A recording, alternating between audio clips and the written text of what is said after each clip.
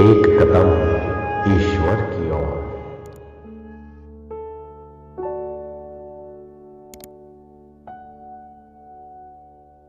निर्वाण प्रकरण उत्तरार्ध छठा सर्ग।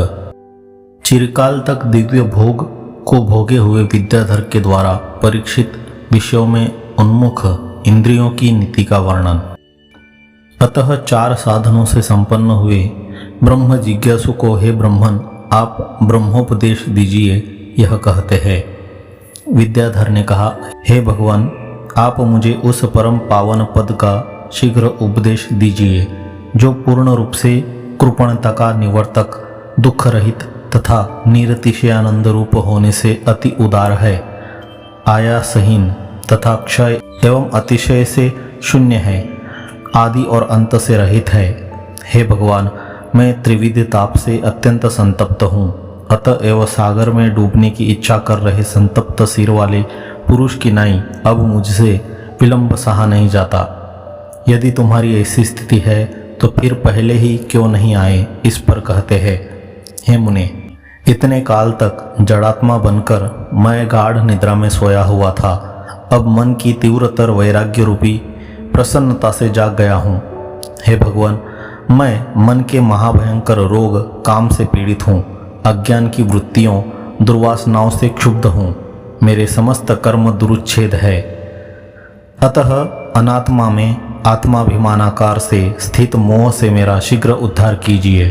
विद्याधर तो संपूर्ण विद्याओं के आश्रय होने से अपने विद्याबल से ही समस्त दुखों को दूर करने में समर्थ होते हैं, क्योंकि मणि मंत्र रसायन आदि की सिद्धियों तथा आणिमादि ऐश्वर्यों से वे युक्त रहते हैं, यह सुना जाता है। तो फिर यों श्री संपन्न तुम में कामादि दुख यातनाएं तथा कातरता और कार्पण्यादि दोष क्यों आकर गिर पड़े, जिससे कि श्रेष्ठ देव योनि में उत्पन्न होने से अत्यंत सबके मान्य होते हुए भी तुम आज निकृष्ट काक योनि में पैदा हुए भी मेरी शरण आए हो और मोह से अपने उद्धार का कारण मुझसे पूछ रहे हो, इस आशंका पर कह रहे हैं। संपूर्ण विद्याओं तथा अनेक विध सिद्धियों आदि श्री संपत्तियों एवं अनेक प्रकार के गुणों से युक्त रहते विद्याधरों में भी अजितेंद्रिय होने के कारण आत्मज्ञान शून्य होने से काम, क्रोध, ईर्ष्या, असूया आदि दुख यातनाएं और कायरता दोष ऐसे शीघ्र गिरते हैं जैसे लक्ष्मी के आधार विष तंतुओं से युक्त उग्र पत्ते वाले कमल के ऊपर तुषार गिरते हैं। ज्ञान का अभाव रहने पर धर्मानुष्ठान में अधिकार न होने से देव योनियां मच्छर आदि योनियों के तुल्य ही है, यह सूचित करते हुए अपने वैराग्य के कारणभूत सर्वत्र दोष दर्शन का विस्तार पूर्वक वर्णन करते हैं। जीर्ण शीर्ण जीव निरंतर उत्पन्न होते और मरते रहते हैं। विषय लोलुप वे जीव कमल में मच्छरों के समान न तो धर्म के लिए कोई यत्न करते हैं न मोक्ष के लिए ही अत्यंत तुच्छ सुख के लिए हजारों बार पहले उपभुक्त हुए शब्दादि विषयों से धोखे की टट्टी रूप अर्थात ऐसी चीज जो दूसरों को धोखा देकर फंसाने के लिए हो, विषय इंद्रिय संबंध द्वारा बार बार ठगे गए हम बहुत दिनों से दुखी है। कहीं एक जगह मन को स्थिर किए बिना मरुस्थल के सदृश क्षणभंगुर इन भोगों में भ्रमण कर रहे मेरे इस संसार पथ की न तो कहीं चरम सीमा है और न कहीं स्थिरता ही है। भोग की भूमियां आरंभ में आपाततः रमणीय प्रतीत होती है, क्षण में ही विलीन हो जाती है। उनसे अनेक तरह के संसार उत्पन्न होते हैं, तत्काल ही उनमें विकार पैदा हो जाता है तथा उनका भीषण परिणाम होता है। बहुत अधिक पुण्य से प्राप्त विद्याधर संपत्ति से ही तुम्हें विश्रांति क्यों नहीं मिल रही है, इस आशंका पर कहते हैं। हे तात, मैं इस तुच्छ विद्याधर संपत्ति से संतुष्ट नहीं हो रहा हूँ। मैं इसके साथ रमण करना नहीं चाहता, क्योंकि मान और अपमान ही इसमें बड़ी वस्तुएं हैं। दुष्ट अहंकार से ग्रस्त जीवों के लिए ही यह अच्छी है और विवेकी पुरुषों के लिए सदा प्रतिकूल है। भुक्त भोगी होने के कारण सर्वत्र निरस्ता दिखलाते हैं। जहाँ कल्प वृक्ष वल्ली द्वारा अनेक तरह की विभव संपत्तियां प्रदान की जाती है, वैसी कुसुम के सदृश अत्यंत कोमल चैत्र रथ की उद्यान भूमियां भी मैंने देख ली, यानी वहाँ के समस्त भोगों का उपभोग कर लिया। हे भगवान, मेरु के कुंजों तथा विद्याधरों के नगरों में मैंने खूब विहार किया। इतना ही नहीं, मैंने सर्वोत्तम अनेक जाति के विमानों एवं वायु के स्कंदों की भूमियों में यानी शीतल मंद सुगंध हवा में भी इच्छानुसार विहार कर लिया। हे भगवान, देवताओं की सेनाओं में, सुंदर स्त्रियों की भुजलताओं में तथा हारादि से विभूषित कमनीय नायिकाओं के मनोहर विहार चमत्कारों से युक्त लोकपालों की नगरियों में चिरकाल तक विश्राम भी मैंने खूब किया। हे तात, मैंने अब यह भली बातें जान लिया कि इनमें कोई भी पदार्थ सुखदायक नहीं है। मानसिक दुख रूपी विष की उष्णता से सब के सब दग्ध होकर भस्म हुए जैसे मुझे प्रतीत हो रहे हैं। किस तरह के विवेक ज्ञान से किस किस का कैसे कैसे परिज्ञान किया, इसको पहले चक्षु आदि इंद्रियों में दिखलाते हैं। रूप देखने में अति चपल स्त्रियों के मुख देखने की स्पृहा रखने वाले तथा बाह्य और आभ्यंतर प्रकाश युक्त नेत्र ने अपने विषयों के संबंध द्वारा मन को दूषित करने के लिए मुझे भारी दुख में ढकेल दिया। स्त्री के शरीर के यह वस्त्र, आभूषण, सिंदूर आदि ही सौंदर्य उत्पन्न करने वाले हैं, रक्त मांस आदि नहीं। इस तरह के विवेचन के बिना ही एकमात्र रूप के पीछे पीछे दौड़ने का स्वभाव होने के कारण नेत्र अवस्तु में भी दौड़ जाता है। तत्त विषयों में आसक्ति रखने से दूषित हुआ रागांध यह चित्त दीपक के रूप से मोहित प्रेमी पतंग की नाई सर्वोत्कृष्ट मरण आदि अनर्थ के लिए अपने इच्छित दुर्व्यसनों की ओर झुककर जब तक नानाविध वध, बंधन, नरक आदि आपत्तियों के वश में पड़ा रहता है, तब तक इसे कहीं भी शांत नहीं मिलती। नेत्रों में कहे गए भेदों को घ्राण आदि इंद्रियों में भी दिखलाते हैं। हे तात, इस संसार में अनेक विध अनर्थों के लिए चारों ओर खूब दौड़ रहे इस घ्राण को अश्व की नाई रोकने में मैं समर्थ नहीं हो रहा हूँ। अति दोष युक्त कोई प्रबल शत्रु जबरदस्ती पकड़कर जैसे किसी पुरुष को दुर्गंधपूर्ण जल बहाने वाले नगर के बड़े पनाले में तुम इसी में बराबर घूमते रहो ऐसा आदेश देकर नियुक्त कर देता है, वैसे ही श्लेष्मादि दुर्गंध भरे जल बहा रहे अपने बिल में मुख श्वासानुसारी इस घ्राणेन्द्रिय ने मुझे नियुक्त कर दिया है तथा बहुत दिनों से भक्ष्याभक्ष के विचार से हीन इस जीवा ने पशुओं में सबसे बलवान हाथियों और सबसे बुद्धिमान सियारों से सुरक्षित दुखों के पहाड़ों पर मुझे पर्याप्त रूप से घायल कर रखा है। भगवान, त्वगिंद्रिय की स्पर्श लंपटता को मैं ऐसे रोक नहीं सकता जैसे ग्रीष्मकाल के प्रदीप्त सूर्य के ताप को। हे मुने, सुंदर शब्द का आस्वाद लेने की अभिलाषा वाली श्रवण की शक्तियाँ मुझे विषम परिस्थिति में ऐसे ढकेल देती है जैसे कोमल तृण खाने की इच्छाएं हरिण को तृणों के ढके भयंकर कूप में ढकेल देती है। तो क्या रूप से लेकर शब्द पर्यंत सभी विषय तुम्हें दुर्लभ थे जिससे कि उनके लिए तुम्हें अनर्थ प्राप्त हुआ, इस प्रकार नहीं यह कहते हैं। मुनिवर, आनंदजनक नम्र सेवक जनों से प्रेरित अतएव प्रणत प्राय वाद्य और गाने के शब्दों से मिली जुली अनेक शुभ शब्दों की शोभाएं सुन चुका हूँ। अपने विषयों से सबका मन हरने वाली तथा मनोहर शब्दों वाली मणियों के आभूषणों से युक्त श्री स्त्री दिशाएं और समुद्र एवं पर्वतों के मैंने अनेक तट देख लिए हैं। विनीत स्त्रियों द्वारा लाए गए मधुर आदि रसों के अनेक चमत्कारों से मनोरम यथा योग्य मिलाने तथा पकाने आदि के चातुर्य के कारण गुण युक्त संपादित षड रसों का मैंने चिरकाल तक खूब स्वाद चखा है। रेशमी मुलायम वस्त्रों, सुंदर कांताओं, अनेक तरह के हारों, पुष्प शैयाओं तथा शीतल मंद सुगंध युक्त पवन का भी मैंने भोग भूमियों में सर्वत्र निर्विघ्नता पूर्वक खूब स्पर्श किया है। हे मुने, सुंदर स्त्रियों के मुख, चंदन, खस, अगुर आदि औषधियाँ, अनेक तरह के फूल तथा ढेर के ढेर कपूर, कस्तूरी आदि के मिश्रण, इन सब की मंद मंद बह रही वायु से प्रेरित गंधों का मैं बहुत अनुभव कर चुका हूँ। हे मुने, मैंने शब्दादि विषयों का खूब श्रवण, स्पर्श और अवलोकन किया, विविध रसों का खूब आस्वाद लिया, तरह तरह के फूलों को खूब सूंघा।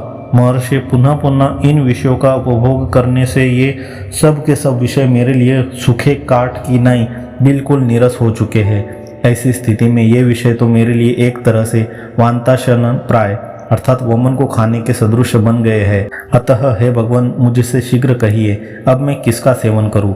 तृण गुल्म आदि से लेकर ब्रह्मा पर्यंत के परिणाम में दुखदायक विषयों का मैंने हजारों वर्षों तक अच्छी तरह भोग किया, लेकिन हे भगवान फिर भी मुझे तृप्ति नहीं हो रही है। चिरकाल तक निष्कपट राज्य करके अनेक सुंदरियों का भोग करके तथा शत्रुओं के सैन्य को खूब चूर्ण चूर्ण करके भी हे भगवान मनुष्य अपूर्व कौन सा पदार्थ पा जाता है। मेरी समझ में तो उसे नई कोई चीज नहीं मिलती। भगवान, जिन हिरण्यकशिपु आदि राजाओं ने तीनों लोक का चिरकाल तक लगातार मनमाना भोग किया तथा जिनके विनाश का साधन इस संसार में कुछ नहीं था, वे सब भी शीघ्र ही भस्म पद को प्राप्त हो गए, नामावशेष हो गए। ऐसी स्थिति में मनुष्य को क्या करना चाहिए यह कहते हैं, जिसके प्राप्त हो जाने से फिर कोई दूसरा प्राप्त करने योग्य पदार्थ अवशिष्ट नहीं रह जाता। हे मुनि, सो कष्टपूर्ण चेष्टा से भी उसकी प्राप्ति में मनुष्य को सदा प्रयत्नशील बनना चाहिए।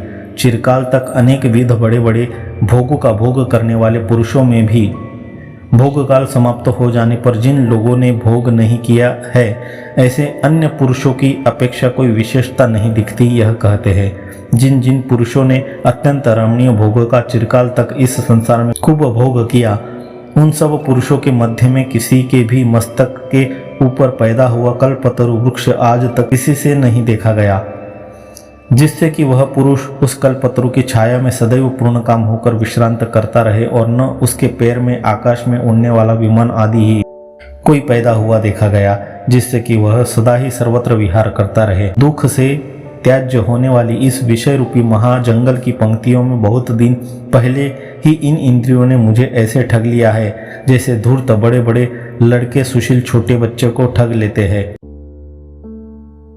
शब्दादि विषय रूप भूत ही मन को बाहर खींचकर अपने अपने भोगों के लिए श्रोत्र आदि भाव से स्थित है। इन कष्टदायक इंद्रिय नाम वाले अपने विषय रूपी शत्रुओं को आज मैंने अच्छी तरह पहचान लिया। ये विषय और इंद्रिय रूपी शठ विकारी शून्य संसार रूपी जंगल में संतप्त नर रूपी मुझ मृग को धोखे से फंसाकर बार बार आश्वासन दे देकर मार रहे हैं। जिनकी तालू के अंदर भयंकर विष भरा रहता है, ऐसे इन विषय और इंद्रिय रूपी सांपों से जो नहीं डसे गए हो, ऐसे 2-3 मनुष्य भी आज तक इस संसार में मुझे नहीं दिख पड़े। इन्हें अवश्य जीतना चाहिए, यह दिखलाने के लिए इंद्रियों का ही शत्रु की सेना रूप से वर्णन करते हैं। हे तात, इस दुष्ट इंद्रिय रूपी सेना को जीतने के लिए कमर कसकर जो खड़े हैं, वे ही इस संसार में सर्वोत्कृष्ट योद्धा है।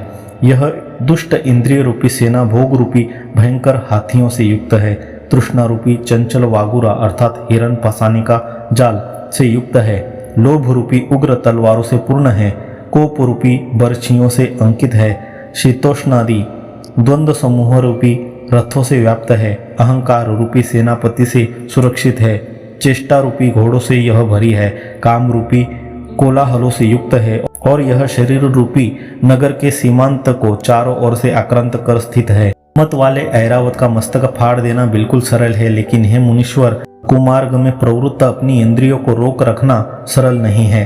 हे साधो, तत्व ज्ञानियों की भी अपने पौरुष महत्व महाधैर्य और विश्रांति संपत्ति की अवधि इंद्रियों के ऊपर विजय प्राप्त करना ही है। मनुष्य तभी तक देवताओं की भी मान्यता को प्राप्त करता है जब तक कि तृणकिनाई अपनी कृपण इंद्रियों से विषयों की ओर खींच नहीं लिया जाता। हे भगवान, जो मनुष्य जितेंद्रिय और महासत्व संपन्न है, वे ही पृथ्वी के ऊपर मनुष्य है। शेष इन पुरुषों को तो मैं चलते फिरते मांस के अनेक यंत्र समझता हूँ। हे मुने, मन रूपी सेनापति की इंद्रिय पंचक रूपी इस सेना को जीतने का यदि कोई उपाय हो तो कृपा कर बतलाइए, ताकि मैं भली भांति इसे जीत सकूं। मुझे तो एक ही उपाय मालूम है, इसे कहते हैं भोगों की आशा के त्याग के सिवा इन इंद्रिय रूपी भयंकर रोगों की शांति के लिए न तो कोई औषधियां हैं, न कोई तीर्थ है, और न कोई मंत्र ही दिखते हैं। विषयों की ओर दौड़ रही इन इंद्रियों ने मुझे परम खेद में ऐसे पहुंचा दिया है, जैसे महाभयंकर जंगल में अकेले जा रहे पथिक को चोर खेद में पहुंचा देते हैं। इसके बाद तुल्य विशेषणों द्वारा पल्लव आदि के साम्य से इंद्रियों का वर्णन करते हैं। कीचड़ों से पूर्ण, मलिन, महादुर्भाग्य युक्त, दुर्गंध सहित शेवालों तथा उसके तुल्य गंदे पदार्थों से कुत्सित ये छोटी छोटी तलैया और इंद्रियां एक सी है। दूरतिक्रमणीय जाड्य और हिमों से गहन तथा अनेक तरह का आतंक पैदा करने वाले ये जंगल और इंद्रिय समुदाय एक से है। पंख से उत्पन्न तथा पंख के उत्पादक छिद्र युक्त अत्यंत दुर्लक्ष गुण वासना और तंतु वाले गांठों से समन्वित और जड़ अंगों वाले ये कमल नाल और इंद्रिय समुदाय तुल्य है। वृक्ष रत्न लुब्ध तरंगों से युक्त और दुर्ग्रह ग्राहों से भयंकर लवण सागर के जल और ये इंद्रिय समुदाय एक से है। बांधवों को उद्वेग पहुंचाने वाले, अन्य शरीर धारण करने वाले और करुणा से क्रंदन कराने वाले ये मरण और इंद्रिय समुदाय समान है। अविवेकियों के शत्रु और विवेकियों के मित्र, गहन निरवधि तथा जन विश्रांति शून्य ये कानन और इंद्रिय गण तुल्य है। घन आस्फोट वाले असार, मलिन, जड़ और विद्युत प्रकाश वाले ये भयंकर मेघ और इंद्रिय समुदाय तुल्य है। क्षुद्र प्राणियों से गृहीत, महात्माओं से वर्जित तथा रज और तम से अभिभूत अपनी ये इंद्रियां और कुपथ समान है। नीचे गिराने में अत्यंत निपुण, दोषाशी विष वाले तथा रूखे लाखों कंटकों से युक्त जीर्ण गड्ढों के मुख और ये इंद्रियां तुल्य है।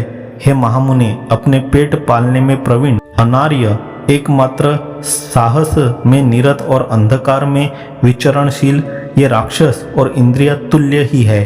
भीतर में खोखले, असार, वक्र, गांठ युक्त, एकमात्र जलाने में उपयोगी जीर्ण बांस आदि की लकड़ियां और इंद्रियां एक सी है। घनीभूत मोहादि के द्वारा चौर्य, कलह, द्युत आदि दुर्व्यसनों में प्रबंधनशील, दुष्ट कूपों से गहन तथा महा अवकरों से तुच्छ असज्जनों के नगर और ये इंद्रियां समान हैं। अनंत घटादि पदार्थों में कारणभूत भ्रमण और कीचड़ से युक्त ये कुम्हार के चाक और इंद्रियां दोनों समान है। हे आपत्ति से उबारने वाले भगवान, इस तरह इंद्रियों के कारण आपत्ति के सागर में डूबे हुए इस मुझ अकिंचन शरणागत का आप दया करके उपदेश से उद्धार कीजिए, क्योंकि इस संसार में आपके जैसे जो कोई दयावान बड़े तत्वज्ञानी रहते हैं, उनकी शरणागति परम शोक नाशक होती है। यों सभी शास्त्र तथा सभी लोग बतलाते हैं। छठा सर्ग समाप्त।